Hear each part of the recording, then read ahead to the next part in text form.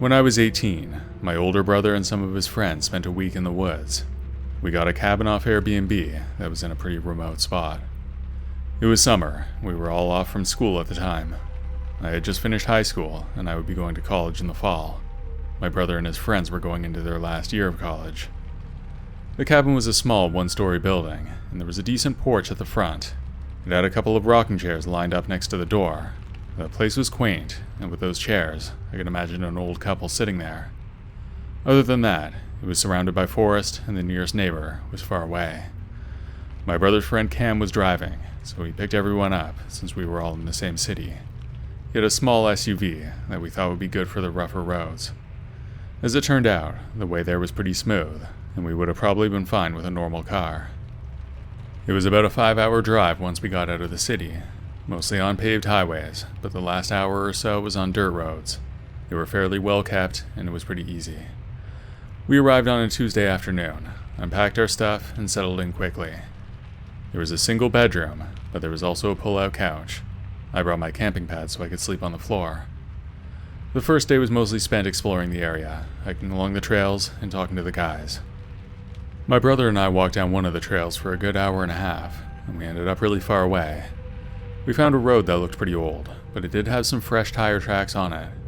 We were a little confused because it didn't show up on the map, but maybe Google wouldn't put it on there if it were abandoned. Either way, we knew somebody was using it, so there must have been another person around. We didn't see him though, and eventually we went back to join the others. On that first night, we built a campfire in the pit that was around the back of the cabin. I had never been much of an outdoors person, so this was actually kind of exciting for me. The sky was clear, and I could see more stars than I had ever seen before. It was a great night, but also a bit ominous with the sounds of the forest around us. We could hear the occasional rustling in the bushes, and the distant call of an owl. After a while, we went inside, locked the doors, and settled in for the night.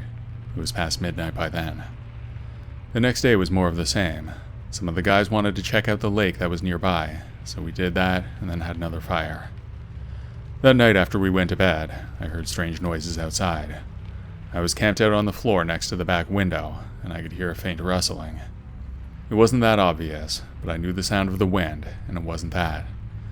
I was trying to ignore it, but then it grew louder, like something moving through the bushes. My brother was on the pull-out couch about 10 feet away, and he heard it too. He thought it was probably just a raccoon or a deer, but I was afraid that it was a bear. It seemed to be getting closer, though, as time went on. I think I was the only one still awake by then, because when I looked around the cabin, I could see that my brother was sleeping. I checked my phone for the time, and it was 2 a.m. By then, there were very clear footsteps outside the cabin. I didn't know what a bear sounded like, so I couldn't be sure what it was just from the sound. I was curious, though, so I got up onto my knees and looked out the window, which was right above me. I could definitely see something out there, but it was dark, and it was tough to tell what it was. I thought it looked like a person, though. That seemed impossible, though, so I ignored it, thinking it was probably a bear. The next morning when we got up, I didn't say anything to anybody else. I was still curious, though, and I wanted to see if there were actually bear tracks out there. I decided to check around the cabin for any signs of animals. I went out and checked the ground right where I had seen it, but the only tracks I could find were shoes, all belonging to us, I assumed.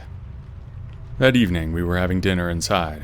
The 4 of us were sitting around the small round table next to the kitchen. It was not quite dark outside yet, but we knew it would be soon. We were planning to have another fire that night and have some beers. But just as we were finishing up, I looked out the window. I saw a figure emerge from the edge of the forest, slowly making his way towards the cabin. We all jumped up and looked out the window. It was a man who looked disheveled, and he walked with a limp. He stopped about 20 feet from the porch, just standing there staring at the cabin. Cam grabbed a flashlight, but he didn't turn it on, and he stepped out onto the porch. "Can we help you?" Cam called out. The man didn't respond. He just stood there staring at us. After what felt like forever, he turned around and walked back into the woods without saying a word. We watched until he disappeared into the darkness, and then we quickly locked all the doors and closed all the windows. None of us slept well that night, and we stayed up talking for most of the time. Nothing the man did was particularly scary or threatening, but it was really creepy. Because of what we saw the night before, it seemed like he was creeping around there for a while. That was actually what scared me the most. The next morning, we packed up our things and decided to leave. None of us wanted to stay another night after what happened. As we were driving, my brother messaged the owner of the property to let him know that we were leaving early and told him why. I guess we were hoping for a refund for the extra days. The owner told us that nobody else should have been in the area and that he would look into it. He did refund the extra days, but I'm not sure if he took it very seriously at all. We don't know if the guy was crazy or if he was some kind of local to the area messing with us, but I was pretty scared when I saw him for the first time, especially because I think he was out there in the middle of the night before. If he was going to rob us, and I don't know why he would just walk up and stand there as he did. He could have broken in late at night when we were all asleep. We never got any real answers about what happened out there, and we probably never will.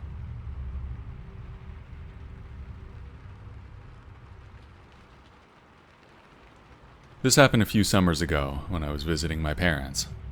I had moved out for college 3 years prior, but I would still spend the summers there. It was 4 months, and at one point, my parents went to visit my older brother in a different city. Because of that, I would be alone at the house. My parents also had a cottage that was about a 5-hour drive away. My parents bought it after I moved out, so I didn't know the place very well. I had only been there a few times, and never alone before this.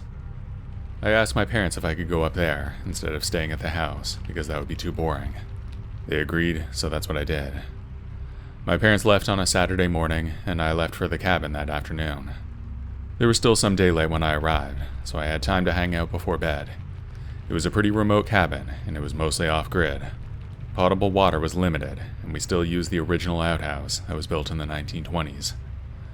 The building had wood siding that made it look like a log cabin, even though it wasn't. There was a creaky wooden porch at the front that was in need of repair. There was a missing plank of wood off to the left.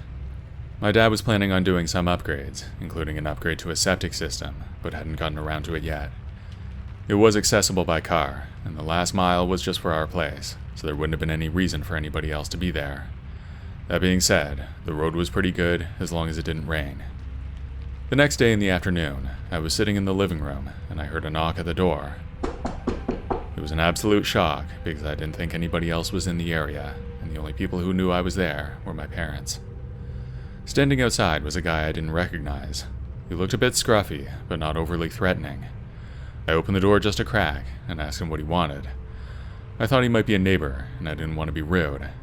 If it were any later in the day, then I might not have been as welcoming, but it was around 2 in the afternoon, so I wasn't that scared. I opened the main door a little wider, but I left the screen door closed. As soon as I did, the man smiled at me and told me that he was lost and needed directions. Even though I thought it was weird, I told him how to get back to the main road, even though it was basically just a straight line. It would have been at least an hour on foot though, so I didn't understand how he got all the way out here. While we were talking, I could see the man looking over my shoulder into the house. It was like he was checking the place out, which made me kind of uncomfortable. However, after we talked for less than 5 minutes, he turned around and walked away. He went down the only road that led out, and I watched until I couldn't see him anymore. Although I knew it all seemed weird, it wasn't enough to make a big deal over. Even though you couldn't rely on the cops out there, my dad had a gun in the bedroom for emergencies, and he even trained me on it the first time I went out to the cabin. So even though I didn't want it to come to that, I knew it was there just in case. Later that night, I was in the living room watching a VHS movie on the old TV. When it was almost over, I wanted to have a smoke. My parents would know if I did it inside, so there was a spot on the property that I usually used. Just a small clearing with a pond next to it. I put on my shoes and went outside. It was around 10 at night, so it was dark. My flashlight was bright as I walked down the path in the woods. When I got to my spot, I lit up a smoke and put my flashlight down on the ground, pointing up. It was just enough that I could see a little. After a while, I heard rustling in the woods. I knew right away it was a person, and before I knew it, a man approached me, and it was the same guy who had come to my door earlier. I was about to say something to him, but before I could, he attacked me. The cigarette fell out of my mouth and landed on the ground next to my flashlight. As we struggled, I kicked over the light and it landed on its side, pointing away from us. It was almost pitch dark after that. The whole fight was basically a blur to me. I couldn't see much, I wasn't sure how badly I was getting beaten, and I didn't know if he had a weapon. Eventually I managed to free myself and grab my flashlight from the ground, and I started running back to the cabin. I got there and went inside, not sure how far back the man was. Right then, I remembered the gun in the bedroom for emergencies. I reached the dresser, grabbed the gun, and turned to face the doorway. My hands were shaking, and I didn't even know if the gun was loaded.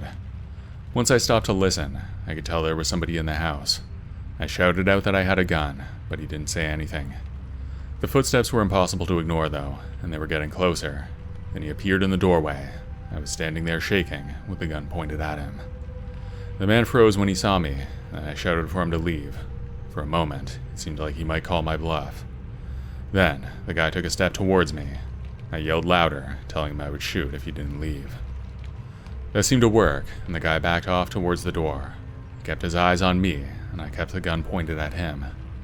To be clear, I was nowhere near firing, but if he came at me, then I would have had to. He backed out slowly and went out the front door, disappearing into the darkness. I stayed where I was, still having the gun raised. My hands were still shaking, and I could barely breathe. I then put the gun down and collapsed onto the bed, trying to calm down. Less than a minute later, I got up and looked at the gun. That's when I realized that it wasn't even loaded. If I had a chance to think before, then I would have known that. After I got my bearings, I realized that I couldn't stay there because he might come back. I grabbed my phone, wallet, and car keys, and I rushed out the back door, making sure to lock it behind me. I ran to my car and drove straight to my parents' house in the middle of the night. When I got home, I felt a bit safer, but my nerves were still on edge. I tried to sleep, but that wasn't happening, even though it was almost morning. I decided to call the police right then. I explained what happened and gave them the address of the cottage. They said they'd send an officer to check it out as soon as it was light. After hanging up, I called my parents. I didn't want to worry them while they were on vacation, but I thought they needed to know. My mom answered, and I quickly told her everything. She was understandably upset, and said they would cut their vacation short to come home as soon as possible. I spent the next couple of hours pacing around the house, double-checking the locks and peering out the windows. I couldn't shake the feeling that the man might have followed me, or could still be lurking around somewhere. Eventually, I heard back from the police. That was when I found out that the cabin had been robbed. My parents didn't keep much out there, but the place was trashed. They also found evidence of a campsite nearby on the property. I told them that it wasn't ours, because we just used the cabin. I think the guy was staying out there on the property, and when he found out that I was alone, he decided to make a move. When I went out to smoke, he must have seen my light and decided to take the opportunity. After that, he must have moved on, out of fear of being caught. That thought did little to comfort me, though, and I never felt safe in that place again.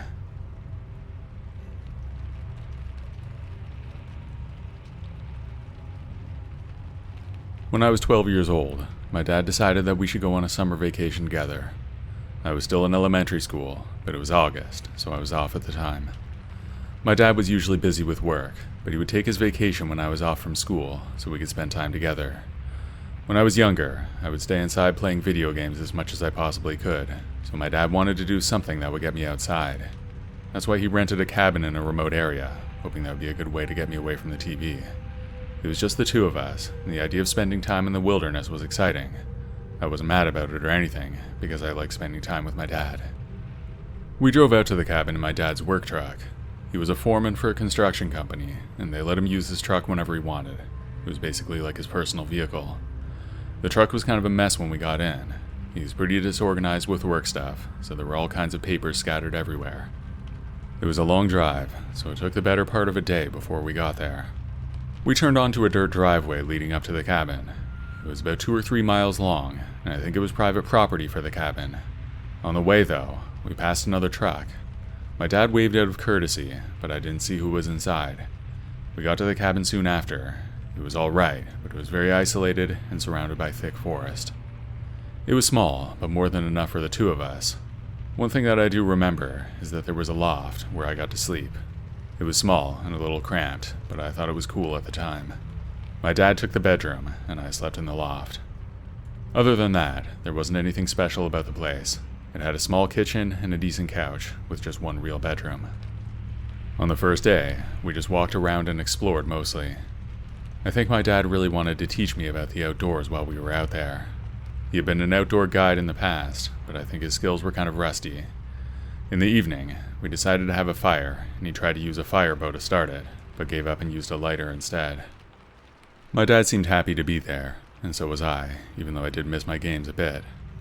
That night, we cooked dinner over the fire and talked about various things.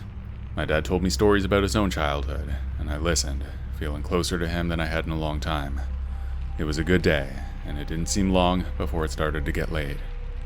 Then we went inside, and I climbed up to the loft, while my dad stayed up reading a book on the couch.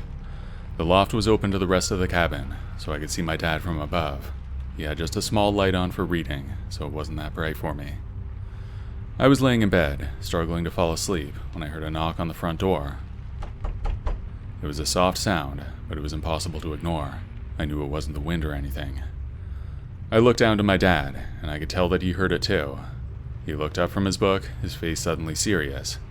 He stood up and walked quietly to the door. I watched him through half-closed eyes, pretending to be asleep. He didn't open the door or say anything, just stood there for a moment listening. After a while, he turned off the light and returned to the couch, the book still in his hand. I eventually drifted off to sleep, and when I woke up in the morning, my dad was still on the couch, sleeping in the upright position. I climbed down from the loft and walked around the cabin for a few minutes, and I went over to wake up my dad. He immediately told me that we needed to leave.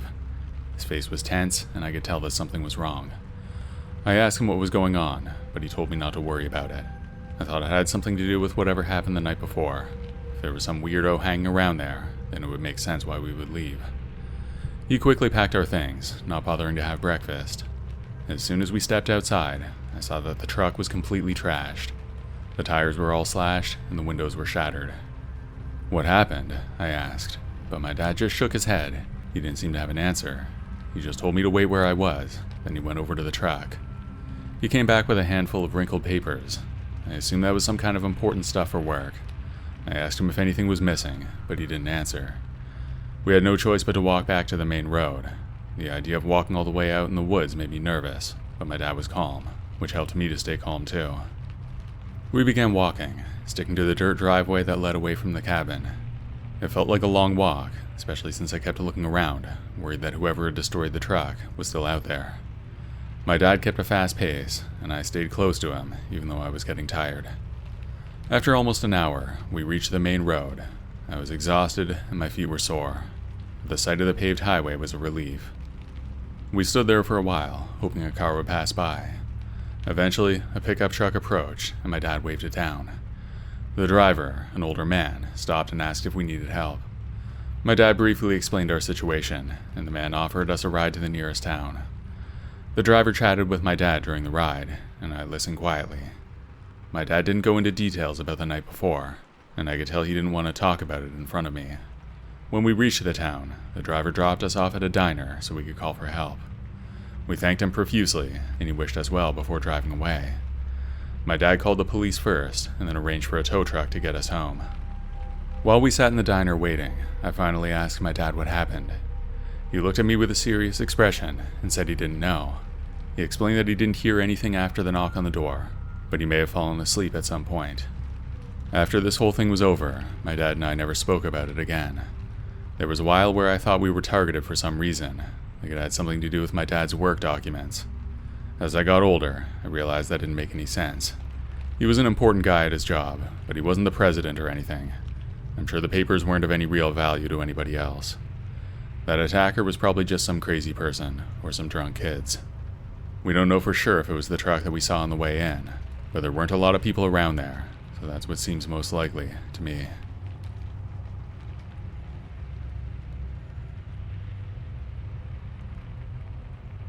I'm a man, and this happened when I was 25. My sister Emily and I decided to go on a hiking trip together. We both enjoyed the outdoors and thought it would be a good way to spend a weekend together. We didn't live in the same city, but we were only about 2 hours away from each other, so it wasn't that hard to get together.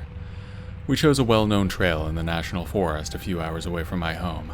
It was a Friday morning when we decided to go. Since her place was on the way for me, I decided to drive and pick her up on the way. By the time I left and got Emily, it was around noon, so it was still early in the day. As the city gave way to lush forests, I started to get excited about the weekend. We were going to spend 2 nights out there with no real schedule to follow. The trails out there are vast, and you could spend years exploring them without seeing it all. We were just going to wing it though, and do whatever felt right. I was prepared with a map and GPS though, so we weren't dumb or anything. We parked the car at the parking lot, which had a small building. I think it was some kind of information center, but it was empty, as it always was. The hike started off well. The weather was nice, and the forest was peaceful. For the first couple of hours, we were within the range of a day hike, so there were other people out there. There were families and old people getting in my way. We stopped occasionally to take pictures and talk. We kept going, and as the sun was setting, we eventually found a good spot to stop and camp for the night. The next day was more of the same. We got up early and covered a lot of ground. We chose a route that we hadn't taken before, and by midday, the trail was all ours. It had been a good few hours since we had seen anybody else, and that was just what we wanted. After another couple hours, we decided to take a break and have a late lunch. We found a spot near a stream, sat down to eat. While we were resting, Emily noticed a small overgrown path leading from the trail. She was curious and suggested we check it out. I checked the map, but it wasn't there. I walked closer to take a look at the path, and it was clearly there, but was probably not used very much. Both of us were curious about where it led, so we packed up our stuff and started down the narrow path. The further we went, the more overgrown it got. Eventually, it felt like we were just walking through the woods without a path. Every once in a while, there would be a marker, so we weren't lost or anything. Emily was eager to keep exploring, so we continued. I wanted to keep going too. After about an hour on that path, we came across an old rundown shack hidden among the trees. There was a small clearing around the building, and when we stepped into it, the shack loomed over us. It looked like it had been abandoned for a long time. The windows were broken, and the roof sagged in some places. We walked around the outside for a while, and despite its dilapidated state, we noticed fresh tire tracks around. They stood out against the dirt and the leaves, making it clear that somebody had been there recently. That was a pretty big surprise, because we thought we were out in the middle of nowhere. Somehow, we had stumbled upon an area with vehicle access that was so far away from civilization. The tire tracks were probably from an ATV, not a car or truck, but it was still weird. We walked around the shack some more, peering inside the broken windows. There wasn't much to see, just old decaying furniture and debris. There definitely wasn't anybody living there. But the fresh tire tracks kept bothering me. I couldn't shake the feeling that we were intruding on something. In a way, that made it even more interesting. What could anybody possibly be doing with this place? It was far from livable. In fact, it was probably pretty dangerous to go inside at all. Despite that, we both wanted to check it out a little more, so we went in through the front door. The floors were soft because the wood was so rotten, and everything else was in rough shape too. The only thing that stood out was a large duffel bag that was stashed in the corner. It was the only thing in the room that didn't look old and rotten. I looked at Emily, because she saw it too. It seemed obvious that somebody had stashed it there, so we knew we probably shouldn't have messed with it, but we were both curious. I walked over to it, and Emily followed, and I bent down and unzipped it from the top. As soon as it was open, I knew we had to get out of there, because the bag was filled with guns. I didn't take a closer look, and I zipped it back up right away. I told Emily to run. She didn't see what was in the bag, so she was confused for a minute. Then we left that shack behind. Once we got back into the woods, I was relieved, but still scared that somebody would come. After a while, we got back to the actual trail, and only then did we feel comfortable again. By then, it was getting dark, so we found a spot to camp out for the night. Even though it was creepy being out there, it was too late to hike out that day. We discussed it around the fire before bed.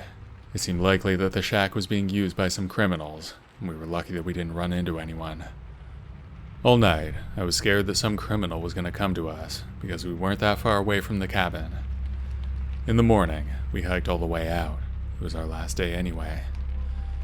Emily and I were pretty freaked out the whole time, so we hiked out quickly, and hardly stopped until we got back to the car. When we got close to the trailhead, there were the usual families and kids, but none of them knew what was going on in those woods. Of course, we did report what we saw out there. The police said that they would check out the cabin. When I heard back from them, they said there was nothing there. That could only mean that whoever put the bag there had come back for it. The story comes up between me and my sister every once in a while. We still get chills thinking about what we walked into that day. It was one of the scariest things that ever happened to us in the woods. We've seen bears and other animals, but even out there, the most dangerous thing is other people.